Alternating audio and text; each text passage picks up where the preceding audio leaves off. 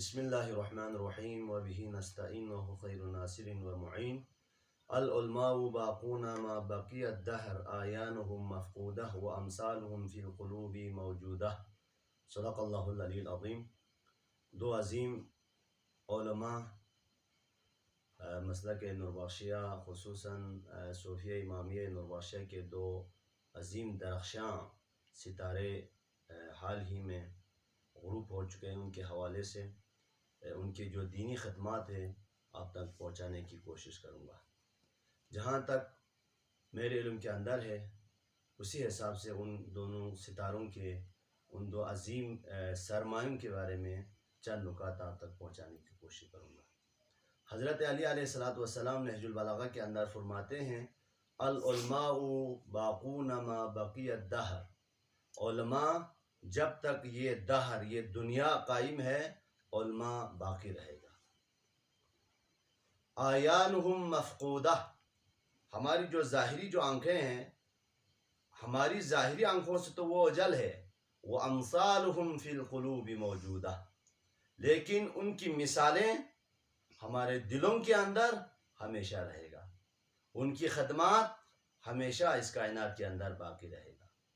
ان میں سے ایک جو علامہ حسن نوری مرحوم اور نائب پیر جناب سید حمایت حسین مرحوم جو حال ہی میں اس دنیا سے الوداع کہہ کے دارالوقا کی طرف کوچ کر گئے ہیں، یہ دو عظیم علماء، دو عظیم مسلک نوربخشیہ کے عظیم انسان جن کی خدمات کسی سے مخفی نہیں ہیں۔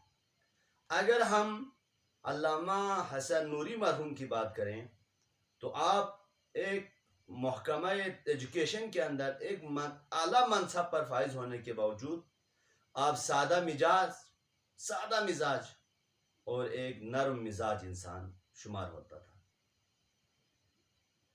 علاقہ کرس کے اندر جہاں پیر محترم تشریف فرما ہے، آپ کی جو خدمات ہے اس پورے نوربخشیہ کے اندر کسی سے مخفی نہیں ہے، اور پیر نوربخشیہ کے آپ دائیں بازو شمار ہوتے تھے۔ آپ کا شمار جہاں بھی مشکلات قائد کے لیے جہاں بھی مشکلات ہو جاتے آپ صف اول میں نظر آتے ہیں۔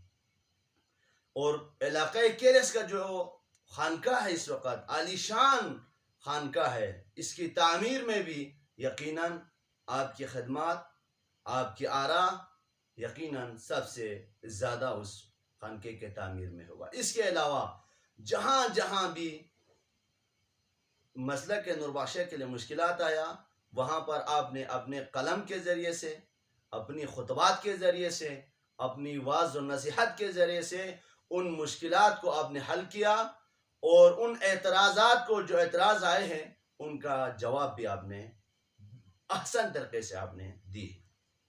اب ایک چیز جو ہے ہر انسان نے اس دنیا سے جانا ہے، لیکن وہ انسان خوش نصیب ہے جو اس دنیا سے جانے کے بعد اس کا نام، اس کی یاد اس کائنات کے اندر باقی رہے۔ حضرت شاہ سعید فرماتے ہیں انسان جب مرتا ہے اس دنیا سے اس کے 3 اعمال ایسے ہیں جو ہمیشہ اس کو مرنے کے بعد بھی پہنچتا رہتا ہے، ان کو کہا جاتا ہے صدقہ جاریہ۔ ان میں سے ایک صدقہ جاریہ ایک مسجد ہے، ایک علمی سرمایہ ہے، اور ایک اولاد صالح۔ علامہ حسن نوری مرحوم جو ہے ان تینوں مصداق کے آپ اولین نمونہ ہے۔ اگر علاقہ کرس کے اندر اس عالیشان خانقے کی بات کریں تو یقیناً آپ کی خدمات کسی سے مخفی نہیں ہیں۔ اگر علمی سرمایہ کی بات کریں تو آپ کی جو کتاب ہے الفرقۃ الناجیہ یہ آپ کی نجات کے لیے کافی ہے۔ اس کے علاوہ الحجۃ البالغہ جو ہے یہ بھی آپ کی ایک علمی کارنامہ ہے۔ اس کے علاوہ حج کے مسئلے میں آپ نے ایک کتابچہ لکھی ہے، وہ بھی یقیناً ایک علمی خزانہ ہے۔ اس کے علاوہ آپ نے اپنے جانشین کے لیے اپنے بیٹا جو مولانا الیاس صاحب جو ابھی اس وقت محکمہ ایجوکیشن میں ہیں، وہ آپ کے قائم مقام ہے اس وقت علاقہ کیرس کے اندر، اور جمعہ کے فرائض انجام دے رہے ہیں۔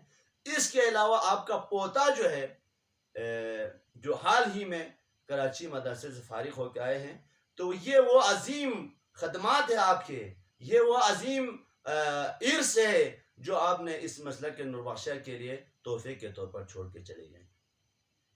اگر ہم نائب پیر سید حمایت حسین کی بات کریں تو آپ کی جو خدمات ہے ایک مرکز کے اندر، نوربخشہ کی جو مرکز ہے، اور خصوصاً خانقاہ معلیٰ صوفیہ محمد نوربخشہ خپول بالا، جہاں پر مختلف قسم کے لوگ ہوتے ہیں، جہاں پر ہمیشہ ایک انتشار اور ایک خلفشار کا ایک دور رہا، اس دور میں بھی آپ نے اتحاد اور اتفاق کو ہمیشہ سے قائم رکھا، اور آپ کو دائی اگر علمبردار اگر امن کہا جائے تو یہ مبالغہ نہیں ہوگا۔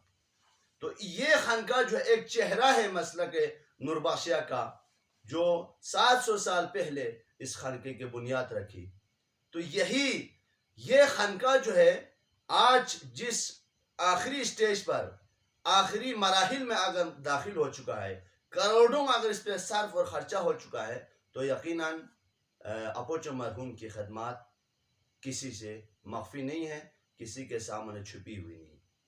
بہت ساری جگہوں پر آپ خود تشریف لے گئے اور آپ نے وہاں چندہ کیا، آپ نے اپنے علمی خدمات کے ذریعے سے، اپنی واعظ و نصیحت کے ذریعے سے لوگوں کو اس بات پر مائل کیا کہ یہ مسجد تعمیر ہونی چاہیے، یہ خانقاہ تعمیر ہونا چاہیے، اور آج جو ہے آخری مراحل میں داخل ہے۔ یہ آپ کی طرف سے مسلک نوربخشہ کے لیے ایک عظیم تحفہ ہے۔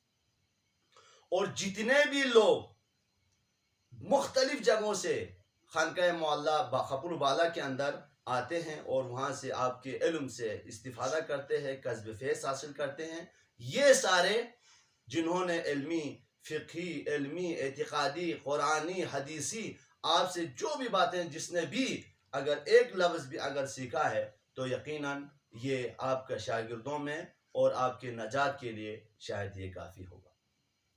اور ذکر اہل بیت اور اللہ تعالیٰ کی جو قرآنی تعلیمات ہے، اور تعلیمات محمد جو ہے، تعلیمات محمد و آل محمد پہنچانے میں آپ کسی سے پیچھے نہیں ہے، صف اول میں آپ کا شمار ہوتا ہے۔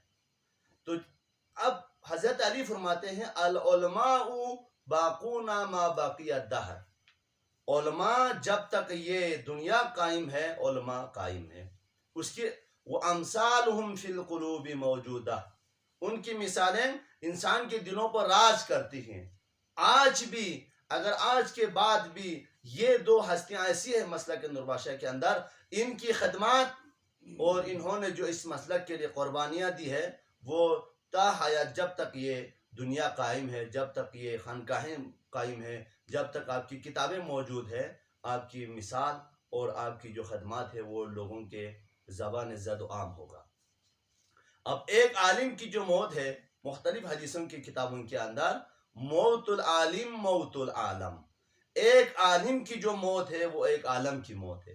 اس ایک عالم کے اس دنیا سے چلے جانے کے بعد ایک خلا نما، ایک شگاف پڑ جاتا ہے اسلام کے اس مذہب کے اندر، اور وہ شگاف، اس شگاف کو پر ہونے کے لیے یقیناً کئی سال لگ سکتے ہیں، کئی صدیاں لگ سکتے ہیں اس کا نعم البدل آنے کے لیے۔